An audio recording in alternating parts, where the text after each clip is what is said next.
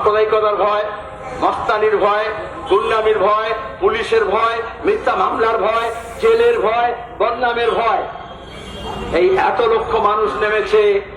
মাননীয়া বুঝে নিন, আপনার কোন ছল চাতুরিতে বাংলার মানুষকে আর ভয় দেখিয়ে দাবায় রাখতে পারবেন না। এই স্বাধীনতার এটাই সবচেয়ে বড় শপথ হবে। স্বাধীনতা এই পূর্ণ লগ্নে আজকে স্বাধীনতা দিবসের সবাইকে শুভেচ্ছা। আমরা খুব ভালো মনে স্বাধীনতা দিবস পালন করছি না। আপনারা জানেন, গতকাল রাত্রে আমাদের রাজ্য জুড়ে, দেশ জুড়ে, বিদেশে সর্বত্র ব্যাপক অংশের মানুষ, বিশেষত মহিলারা, অল্প বয়সী মেয়েরা, আমাদের তার সঙ্গে পরিবারের সকলে অনেক অনেক বছর পরে, স্বাধীনতার পরে এই প্রথম এত মানুষ তারা রাত দখল করতে রাস্তায় নেমেছিলেন। বলেছিলেন রাত দখল করো। কেন? কারণ আসলে দিনটাকে বদল করো। যা রাতের অন্ধকারে নেমেছিলেন, অন্ধকারের জন্য নয়, অন্ধকারকে দূর করে আলোর সন্ধানে। আজকে আমাদের দেশে, আমাদের রাজ্যে, আমাদের এই পৃথিবীতে এক অন্ধকারময় যুগ চলছে। সেখানে দাঁড়িয়ে এখনই কমরেড কল্লোল বলল, যারা দূরে একটু আছেন, গরমে আছেন, ঘামে আছেন, এগিয়ে আসুন। রাতের অন্ধকার, ভয়, বুকুটিকে উপেক্ষা করে যারা এত লাখ লাখ মানুষ নামলেন, দিনের বেলায় একটু রোদ, একটু গরমকে উপেক্ষা করে আমরা কিছুক্ষণ কি দাঁড়াতে পারি না? যারা স্বাধীনতা আন্দোলনে শহীদের মৃত্যুবরণ করেছেন, তারা তাদের রক্ত দিয়েছেন, জীবন দিয়েছেন, তবেই আমরা স্বাধীনতা পেয়েছি। আজকে স্বাধীনতার আন্দোলনকে ম্লান করার জন্য, ইতিহাসকে বিকৃত করার জন্য সরকারি মহল থেকে নানান প্রয়াস চলছে। এই ইতিহাস বিকৃতির বিরুদ্ধে আমাদের রুখে দাঁড়াতে হবে। এখানে লেখা আছে আমরা কেন স্বাধীনতা দিবস পালন করছি। আমাদের স্বাধীনতা রক্ষা করতে হবে। আমাদের স্বাধীনতা স্বাধীনতা নয় যদি মেয়েদের স্বাধীনতা না থাকে, যদি অল্প বয়সী মেয়েরা স্বাধীনভাবে না থাকতে পারে, যদি নিরাপত্তা না থাকে আমাদের বয়স্ক মানুষদের, আমাদের শিশুদের। আর এই জন্য শুধু স্বাধীনতা যারা অর্জন করেছিলেন তাদের নামে উৎসব পালন করে, একটু খাওয়ান দাওয়ান করে, একটু প্যারেড দেখি হবে না। প্রতিদিন, প্রতি মুহূর্তে আমাদের শপথ নিতে হবে, আমাদের স্বাধীনতা রক্ষা করতে হবে।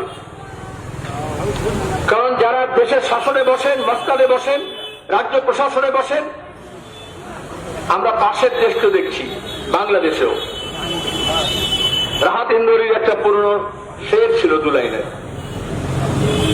করোনার সময় যখন আমি এই আগস্ট মাসেই হাসপাতালে ভর্তি ছিলাম, তখন তার মৃত্যু সংবাদ পাই।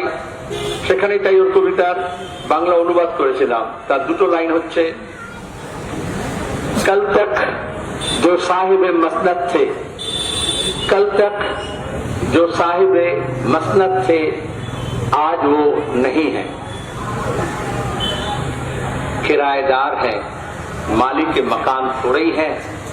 কাল পর্যন্ত যারা মসনদের অধিকারী ছিল আজ তারা নেই, কারণ ওরা সব ভাড়াটে, কেউ কিন্তু মালিক নয়।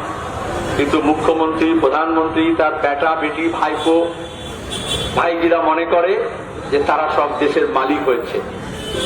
পুলিশ কমিশনারকে নির্দেশ দিচ্ছে,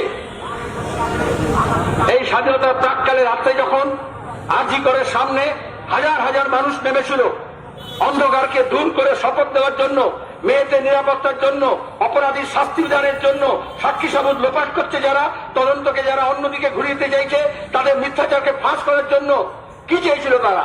উই ওয়ান্ট জাস্টিস। তাহলে দেশ স্বাধীন থাকবে আর বিচার পাবো না? বিচারের বাণী নিবৃতে কাঁদবে নীরবে। অনেকের রাগ ধরলো। রাগ ধরলো কেন? বিচার চাই। কারণ অপরাধ জগৎ যারা চালাচ্ছে, যারা অপরাধীদের প্রশ্রয় দিচ্ছে, যাদের প্রশ্রয় অপরাধ কথা পাচ্ছে হাসপাতালের মধ্যে ঢুকে ডিউটিরতা পিজিটি সেকেন্ড ইয়ারের ডাক্তারকে রেপ করেছে, গণধর্ষণ করেছে, খুন করেছে, তারপরে এমন সহজ সাক্ষী সাবুত লোপাট করতে চাইছে। আর এই সিভিক ভলেন্টিয়ারদেরকে বলছি, হাতের সামনে একটা সিভিককে ধরে নিয়ে বললেই যে সঞ্জয় রায়কে পাওয়া গেছে, পিসি ভাইপো মিলে বললো ফাঁসি দাও, জেল দাও, এনকাউন্টার করে মেরে দাও। তার মানে কি সব শেষ? একটা মিডিয়ার একটা অংশ প্রথম বিশ্বাস করে দিল, এই তো অপরাধী ধরা পড়ে গেছে।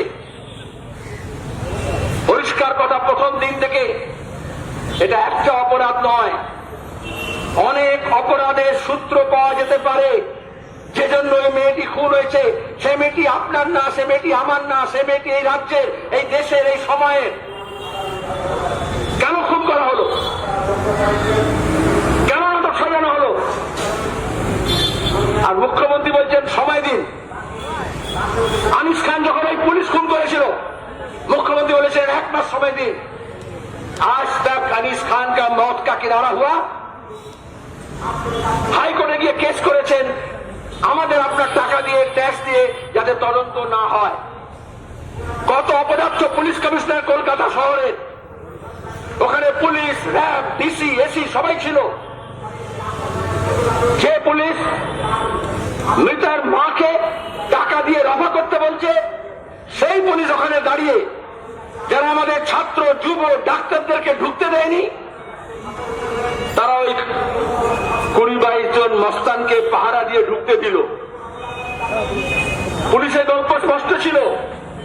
এই যে মীনাক্ষী, করিনিকা, দেবাঞ্জন, এসএফআই, ডিএফআই, এআইডিও যে লড়াই করছে, যাদের আহ্বানে লাখ লাখ লোক মানুষ ওখানে এলো, ওদের পাশাপাশি যে রাজনীতি করে না, কোন দল করে না, বা বিভিন্ন দল করে, এমনকি তৃণমূল করে, কিন্তু যাদের এই অন্যায়ের বিরুদ্ধে বুক কেঁপে উঠেছে, যারা এই অপরাধী শাস্তি চায়, অপরাধের শাসনের শেষ চায়, তারা যখন রাস্তায় নেমে গেছে, শাসক সবসময় মনে করে ভয় ঢোকাতে হবে।